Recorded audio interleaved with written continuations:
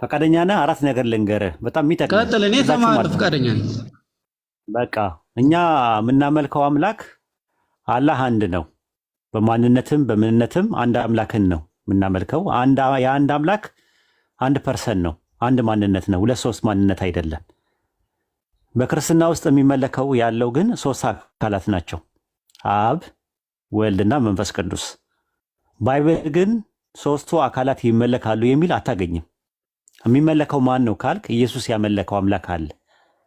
ማቴዎስ ወንጌል ምዕራፍ 4 ቁጥር 10 ላይ ለጌታ ለአምላክ ስገድ እርሱን ብቻ አምልክ ነው የሚለው። እርሱን እነርሱን አይልም። ሶስት አካላት ቢኖሩ ነው እነርሱ ይል ነበረ። እርሱ ነው የሚለው። እርሱን ብቻ ምን በል ይላል? አምልክ ይላል። እርሱ የተባለው ማን ነው ስንል የሉቃስ ወንጌል ምዕራፍ 1 ቁጥር 32 ላይ ጌታ አምላክም የአባቱን የዳዊትን ዙፋን ይሰጠዋል አለ። ለኢየሱስ ለጌታ የአባቱን የዳዊትን ዙፋን የሰጠው ጌታ አምላክ የተባለው አብ ነው። ከአብ ውጭ የሚመለክ አምላክ የለም። ኢየሱስ በምድር ላይ ያለ ሱጁድ ሲወርድለት የነበረው ሲጾም የነበረው ሉቃስ 6:12 ላይ ሌሊቱን ሙሉ ሲጸልይ አደረ ይላል ወደ አምላክ። ይሄ አንድ አምላክ የተባለው ኢየሱስ አምላኬ እያለ የሚጠራው ማቴዎስ 26:46፣ ዮሐንስ ወንጌል 20 ቁጥር 17 ላይ፣ ራእይ 3:3፣ ራእይ 3:12 የመሳሰሉ ላይ ብትመለከተው ካረገም በኋላ ሰማይ ላይ አምላኬ ይላል ኢየሱስ። ዕብራውያን 8:2 ላይ የእውነተኛይቱ ድንኳን አገልጋይ ነው ይላል። ኢየሱስ ያመለከውን አምላክ አምልከህ ነፃ መውጣት ትችላለህ። ስለዚህ ክርስቲያኖች ሶስት አካላትን ነው የምታመልኩት። እኛ የምናመልከው ደግሞ አንድ ፐርሰን ነው። ባይብልም የሚናገረው አንድ ፐርሰን ማምለክ እንደሚገባ ነው። ኢየሱስን የላከው ኢየሱስን መልእክተኛ አድርጎ ድንግል ማርያም ማኅፀን ውስጥ የፈጠረው ነው የሚመለከው። ይሄ መጀመሪያ ይለየናል ከክርስቲያኖች ጋር። ወደ ሁለተኛው ጥያቄ ወደ ሁለተኛው ፖይንት ስንመለከተው እኛ ሰው አናመልክም፣ ፍጡር አናመልክም። ቂብላ ፖይንት ኦፍ አዶሬሽን ነው ወይም ደግሞ ዳይሬክሽን ነው። ወደ ካባ ልንሰግድ እንችላለን፣ ለካባ ግን አንሰግድም። ለእና ወደ ይለያያል። ባይብል ላይ ወደ እግሩ ስፍራ ስገዱ ይላል፣ የእግሩ መረገጫ ስገዱ ይላል። የእግሩ መረገጫ ደግሞ ምድር ናት። ወደ ምድር ሰው ይሰግዳል፣ ግን ለምድር አይሰግድም፣ ለፈጣሪ ነው የሚሰገደው። እኛ የምንሰግደው ሰማይና ምድርን በመካከላቸው ያለውን ለፈጠረ ለዓለማቱ ጌታ ለአላህ ብቻና ብቻ ነው። የምናመልከውም ማንን ነው? እሱም ብቻ ነው። ክርስቲያኖች ሰውና ፍጡር ያመልካሉ። ማንን ካልከኝ ድንግል ማርያም ማኅፀን ውስጥ የተፈጠረ ሰው አለ እና ሰው ስጋው ይመለካል ወይስ አይመለክም ብለህ ጠይቃቸው። ይመለካል ይለዋል። ለምን? መለኮት ስለተዋህደው ይለዋል። እኛ ጥያቄያችን አይደለም። ኢሳይያስ ምዕራፍ 40 ቁጥር 8 እስከ 12 ላይ ክብሬ ለሌላ አልሰጥም፣ አምልኮቴን ለሌላ አልሰጥም፣ ከኔ በቀር ሌላ አምላክ ማንንም እንዳታመልክ፣ ከኔ በቀር ሌላ ማንንም አታመልክ የሚል አምላክ አዲስ ኪዳን ላይ ድንግል ማርያም ማኅፀን ውስጥ ፍጡር ፈጥሮ ሰው ፈጥሮ ያንን ሰው አያስመልክም። ክርስቲያኖች አሁንም ያመልኩታል፣ ሰው ያመልካሉ። ሰው ድንግል ማርያም ማኅፀን ውስጥ ድንግል ማርያም ከስጋ ሱጋ ከነፍሷ ነፍስ ነስቶ የሆነውን ሰው ያመልካሉ። መለኮት አለው ምናምን። እኛ አምላክ ኢየሱስ ክርስቶስ አምላክ ነው፣ አምላክ እናመልኳለን ቢሉ ችግር የለውም። ግን አምላክ ብቻ ሳይሆን ሰውነቱንም ያመልካሉ፣ ሰው ያመልካሉ። ጠይቋቸው እስቲ። ፍጹም አምላክ ፍጹም ሰው ነው፣ ሰውነቱን ታመልኩታላችሁ? አዎ። ለምን? መለኮት ስለተዋህደው። ያ ሰው ድንግል ማርያም ማኅፀን ውስጥ የነበረው ሰው ፍጡር ነው። እንዴት ፍጡር ይመለካል? ጭንቅላት ይቀበለዋል? ይሄ ሁለተኛው ጥያቄያችን ነው። ሶስተኛው ነገር ደግሞ ምንድን ነው? መለኮት አንድ ብቻ ነው።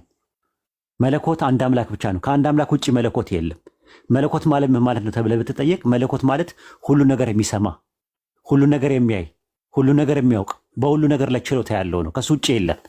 መለኮት የራሱን መለኮትነት ይሄ አንድ አምላክ መለኮትነቱን ለፍጡር አያሻርክም፣ አያጋራም። አንዱ አረብ ሀገር ሆኖ፣ አንዱ ኢትዮጵያ ውስጥ ሆኖ፣ አንዱ አውሮፓ ላይ ሆኖ፣ አንዱ አሜሪካን ሆኖ ወደ ገብርኤል ይጸልያል። ገብርኤል የሁሉን ጸሎት መስማት ይችላል? ሁሉንም ማየት ይችላል? ሁሉንም ማወቅ ይችላል? ማርያም ለምሳሌ አርጋለች ብላችሁ አስቡት። ችግር የለውም። ማርያም ውስንነት አለባት፣ መለኮት አይደለችም። ማርያም ወይ እርጅኝ፣ ማርያም ወይ አማልጅኝ እያሉ ብዙ ሰዎች በዓለም ዙሪያ ያሉ ክርስቲያኖች ወደ ማርያም ይጸልያሉ። ማርያም መስማት ትችላለች? ፈጣሪ መለኮትነቱን ያሻርካል? ከሐዋርያት መካከል ወደ ማርያም ይጸልያል? በመጽሐፋችሁ ነቢያት ማርያምን ያውቋታል? ሐዋርያቶች ማርያምን በመልእክቶቻቸው ስሟን አንስተው ያውቃሉ? የጴጥሮስ መልእክት ላይ ታገኛለህ? የጳውሎስ መልእክት ላይ ታገኛለህ? ራዕየ ዮሐንስ ላይ ታገኛታለህ? የለም። በራሱ የምታገኘው ሐዋርያት ሥራ ምዕራፍ 1 ላይ ነው። በዓለ ሃምሳ በሚባልበት ቦታ ላይ ነበረች አብራ ከሐዋርያቶቹ ከመቶ ጋር አብራ። በአራት ወንጌል ላይም በጥቂት ነው ቁጥሯ የተጠቀሰው። መግደላዊት ማርያም ትበልጣለች። መግደላዊት ማርያም የምትባለው በጣም ብዙ ቦታ አለ ስሟ ከማርያም ይልቅ። ለማርያም እኛ ክብር አለን። ቁርአን አንድ ሱራ ሰጥቶ ነው ያከበራት። በዓለማት ውስጥ ነው ያበለጣት። የቅድስና ተምሳሌት ናት። የንጽህና ተምሳሌት ናት ድንግል ማርያም። እንወዳታለን፣ እናከብራታለን። ነገር ግን አናወራትም፣ አንሰግድላትም፣ አናመልካትም። ገብተዋል። በሌለችበት ግን ድንግል ማርያምን ማናገር ይሄ ሽርክ ነው በኢስላም አስተምህሮት ውስጥ። አራተኛውና የመጨረሻው ልንገርህ፣ እኛ ለአምልኮ የተቀረጸ ምስል አናደርግም። ኢቨን መላእክት ስዕል ያለበት ቤት ውስጥ አይገቡም። በእኛ እምነት፣ በእኛ ትምህርት፣ በኢስላም አስተምህሮት ቤታችን ውስጥ ግድግዳው ላይ የራሱ የሰው ፎቶ መስቀል አይፈቀድም። በእኛ በኢስላም አስተምህሮት ወደ ሌላ ነገር እንዳይሄድ አምልኳችን ላይ በጣም ጥንቃቄ ይፈልጋል። ኦሪት ዘጸአት ምዕራፍ 20 ቁጥር 4 እና 5 ላይ ስትመለከተው በላይ በሰማይ ያለ በታች በምድር ካለው የማንኛውንም የተቀረጸ ምሳሌ ለአንተ አድርገህ እንዳትሰግድ እንዳታመልክ ይላል። በኦርቶዶክስ በካቶሊክ የተቀረጸ ምስል ይደረግና የማርያም የመላእክት የመስቀሉላ ሳይቀራቸው ቅርጽ እየቀረጹ የጸጋ ስግደት ይሰግዳሉ። አናመልካቸውም ይላሉ። እሺ ለምን ትሰግዳላችሁ? አይናገር፣ አይጋገር፣ አይሰማ፣ አይለማ፣ ራሱን ማዳን አይችልም። የሰው እጅ ስራ ለሆነ ቢያንስ እንኳን ለፍጡር ለሰው እንኳን ቢሰገድ ይሻላል። ለምን? ቢያንስ ሰው እንኳን አቅል ያለው ነው፣ የፈጣሪ ስራ ነው። የሰው እጅ ሰው ለሰራው የሆነ ሰው ቅርጻ ቅርጽ አድርጎ ለሰራው ነገር እንዴት ትሰግዳለህ? ይሄ ክርስትናንና እስልምናን የሚለየው ትልቁ አራት ነገሮች ናቸው። ልብ አድርግ፣ ልድገምልህ፣ ጠቅለል አድርግ። የመጀመሪያው እናንተ ሶስት አካላት ነው የምታመልኩት፣ እኛ አንድ አካል ነው የምናመልከው፣ አንድ ማንነት ነው የምናመልከው።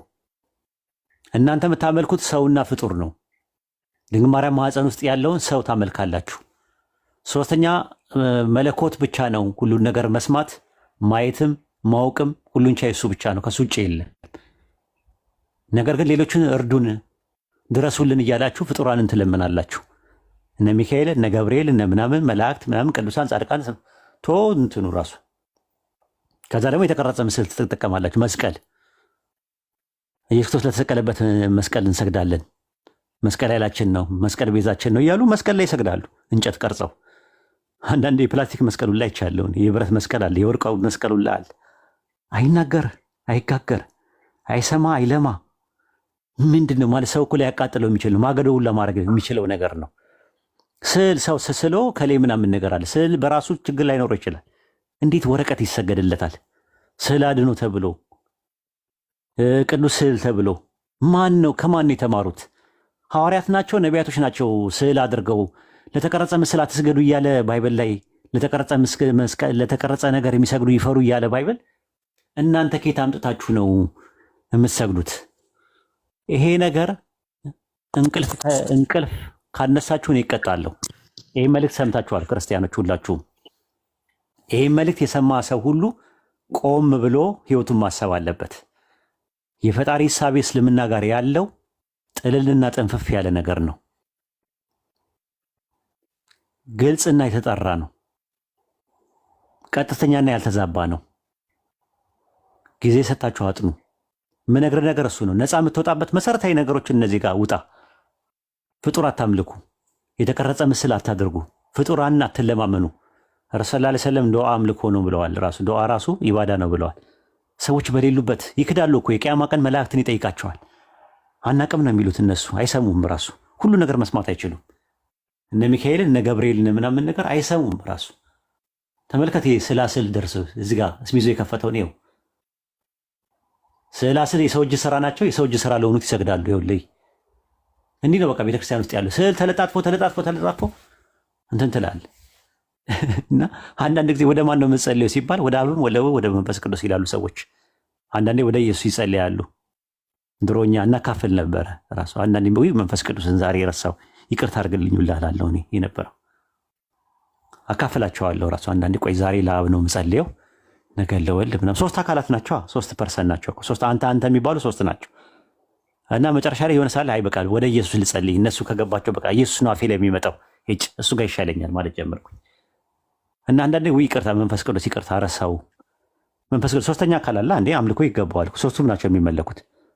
እና መንፈስ ቅዱስን ብዙ ሰው ይረሳዋል፣ ራሱ አያስታውሰውም። አሁን ጸሎት ሲጸልዩ ወይ እግዚአብሔር እያሉ ነው የሚጸሉት ወይ ኢየሱስ እያሉ ነው። መንፈስ ቅዱስ ግን ምስኪን ነው።